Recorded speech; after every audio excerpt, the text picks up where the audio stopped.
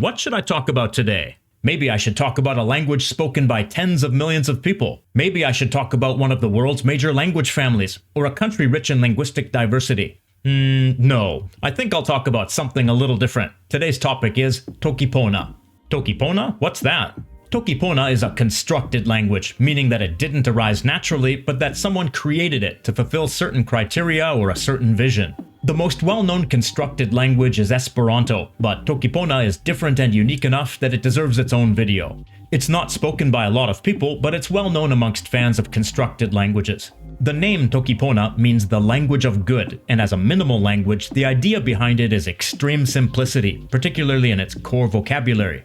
The purpose of Toki Pona is not just to simplify communication, but to simplify your own thinking, to force you to eliminate unnecessary thoughts and information, and to focus on what's most important. Some people hear that and think, whoa, that sounds sinister, that's like something out of 1984. But I don't think that's the point. It's more like some people's minds never stop moving, their thoughts never stop, which can cause stress and anxiety. So Toki Pona is sort of like a mental meditation. Toki Pona has a core vocabulary of only 123 words. Yes, you heard that right, 123. You can learn those 123 words in a couple of hours using an app like Memrise or Anki.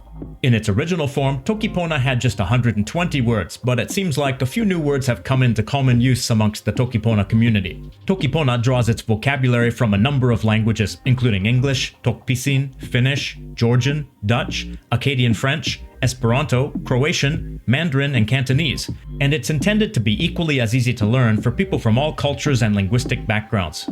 The language's phonology is also very simple. There are 9 consonants and there are 5 vowels. There are no diphthongs, and there are no consonant clusters within a syllable. All syllables end in a vowel or with n. If we take one Toki Pona word, we can see how this simple phonology determines how the words were formed. The word for sweet is sui. The cluster sw is not allowed, so a vowel's inserted, and the final consonant t is not allowed. Having these limitations makes Toki Pona words simple to pronounce. The big question on everyone's mind is, how the fudge do you communicate using just 123 words? Well, those 123 words typically cover a range of related meanings. Context helps you understand which meaning is being used. The word kute means ear, but it also means to hear, listen, pay attention to, or obey. Mikute kalama musi. This sentence means I'm listening to music.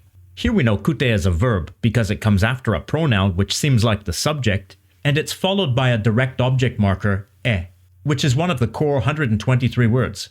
And out of those possible meanings for a verb, listen makes the most sense in this context. As for the word meaning music, we'll come back to that in a minute. The word moku means food, or eat, or drink.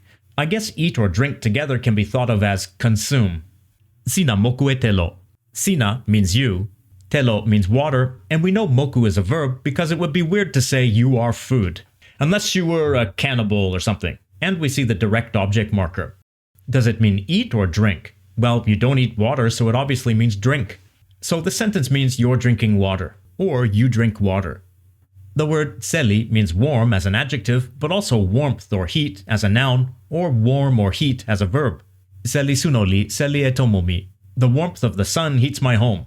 Word for word it's warmth, sun, subject marker, warms, direct object marker, house, my. In the first case here it's a noun because it comes before another noun. You can imagine an of between them.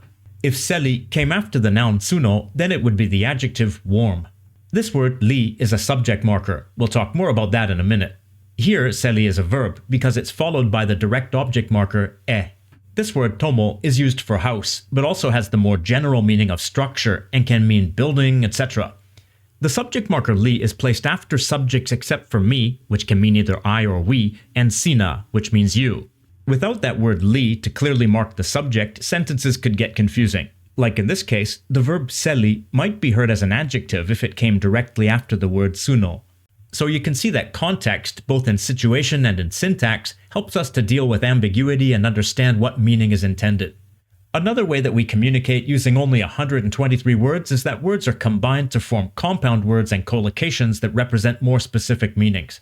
There's no individual word for music, but before we saw this phrase, kalama musi, which can be used to mean music. Kalama means sound or noise as a noun, or to produce a sound, recite, or utter aloud as a verb. Musi is an adjective meaning artistic, entertaining, frivolous, playful, or recreational. So the phrase kalamamusi means something like entertaining sound, which describes music nicely, doesn't it? These compound words and phrases are flexible, and each speaker can combine the core words in different ways to express things how they personally see them. So the ones in this video are examples of ones that I've encountered. There's no single word for friend, but yan pona, literally good person or friendly person, can mean friend. There's no single word for God, but yan sewi can mean God, literally divine person or supernatural person. Or maybe we could say being instead of person. And notice all the shades of meaning for the word sewi. The core meaning uniting them all is perhaps high or up. There's no single word for car, but there's tomotawa. Tomo is the same word used for house and building, so you could think of it as a structure. So a car is something like a moving structure or a moving room. There's no individual word for telephone, but you can say ilotoki, which literally means something like talking tool or communication device. There's no individual word meaning thirsty, but you can say wilemokue telo, literally want to drink water. And the word telo is also flexible enough to include other types of liquids, not only water. These kinds of compound words are common in many languages, so if you've studied some other languages, it might not seem that strange. It reminds me of some Pidgin and Creole languages, but also of the way that compound words are constructed from kanji in Japanese. But Toki Pona takes it to an extreme. But remember, in Toki Pona, word combinations are flexible and up to the individual speaker, rather than fixed like they often are in other languages. Going back to telo, water for a second, how can you specify a different kind of drink? There's no word for alcohol, but telo nasa, literally silly water, can mean alcohol. If you want to say juice, you can say telo kili, which means fruit water or vegetable water. So how could you say orange juice? Well, here it starts to get a little complicated. There's no word for orange, either the fruit or the color. We can create the color by combining red and yellow, loye yellow. So we could say telo kilipi loye yellow, fruit water that is yellowish red. Yeah, that would work. Of course, that could also describe mango juice or carrot juice or other orange-colored juices. For mango, maybe I could just be descriptive and say something like kilipi loye yellow pimatawi, fruit that is yellowish red of Thailand. Hey, in context, maybe that would make sense, but remember that part of the purpose of Toki Pona is to avoid too much complexity and detail and to focus on communicating only essential ideas. Some other features of Toki Pona. There's basically no gender distinction in Toki Pona, but if you want to specify the gender of a noun, you can attach the word meli for female or mie for male. Ona meleli ponatawami. This sentence means I like her. Literally, it's more like she is good for me. Here we see the word ona, which means he, she, or it, but here I want to specify female, so I added meli. If I took away meli, this sentence could mean I like it, or even I like him, depending on what the listener thought I was referring to. Another interesting thing to note here is the way like is expressed. There's no word for like in Toki Pona, so it's paraphrased by saying good for me, ponatawami. Another example, there's no individual word for mother or father. There's one word, mama, which means mother or father, in other words, parent. So if I want to say my father is a teacher and clearly specify father rather than mother, I can say Mama miemi yan pipanasona lon tomosona. Mama miemi means my father, there's the subject marker, then yan pipanasona literally means person of giving knowledge. This is a phrase used to mean teacher. Lon is a preposition meaning in, on, or at, and tomosona means school, literally house of knowledge. In addition to meli and mie, there's also a newer community-created word tonsi, which can be used to specify that someone's gender non-conforming. But again, that's only if you want to specify it. In most cases, Toki Pona sentences are gender non-specific. So we've seen that there's no gender. There's also no need to specify singular or plural. But if necessary, you can use the word mute as an adjective meaning many. Yanli kama means a person is coming, or people are coming. But if you need to specify plural, you can say yan mute li kama, which is like multiple people are coming. How about verb tense?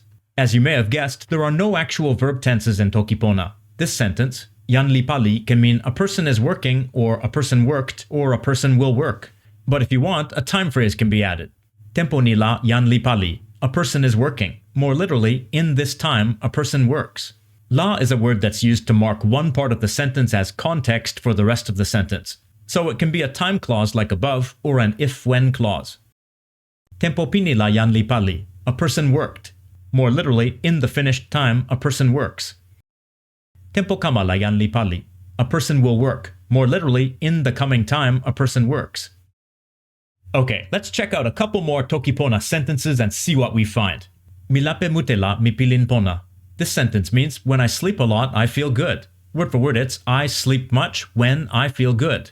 We can see that within each clause, the basic word order is SVO, or subject, verb, complement, since there's no object here. The most notable thing is that la is placed at the end of the time clause rather than at the beginning of it.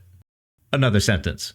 Ken la yan lilili pana e telo oko tani ona li wile moku e telo. Maybe the baby is crying because it's thirsty. Word for word, it's maybe, baby, subject marker, cries because it, subject marker, thirsty. But some of those words can be broken down further into their component parts. First we have kenla, which means maybe, and is a combination of ken, meaning can, and the contextual particle la. Then we have yan lili, which means little person. Here we have the phrase pana e telo oko, meaning to cry. More literally, emit water of the eye. And tanni, meaning because, can be broken down into from and this. Again, here we see wile moku e telo, meaning thirsty, literally wants to drink water. Remember that telo can be used for liquids in general, so it can be understood as milk in this context. So as you can see, Toki Pona is very simple at its core, but expressing more specific and complex ideas using its simple set of vocabulary and rules can actually present more of a challenge than you would expect, or at least require a lot of practice like any language. This is actually part of the purpose of Toki Pona, to avoid indulging in too much detailed, complex thought, and to allow yourself to focus on the most basic information. It's sort of a way to avoid the mental hamster wheel of modern life, and it can be fun to see how much you can communicate using such a simple set of vocabulary and grammar rules. Of course, the flip side is that Toki Pona is limited in its application. Communicating in detail on topics related to politics, technology, or the law is probably not possible, at least not without a lot of ambiguity. Community feedback. I've been told by members of the Toki Pona community that this isn't actually true. Fluent speakers can and do discuss advanced topics in Toki Pona, but it's a matter of skill and experience.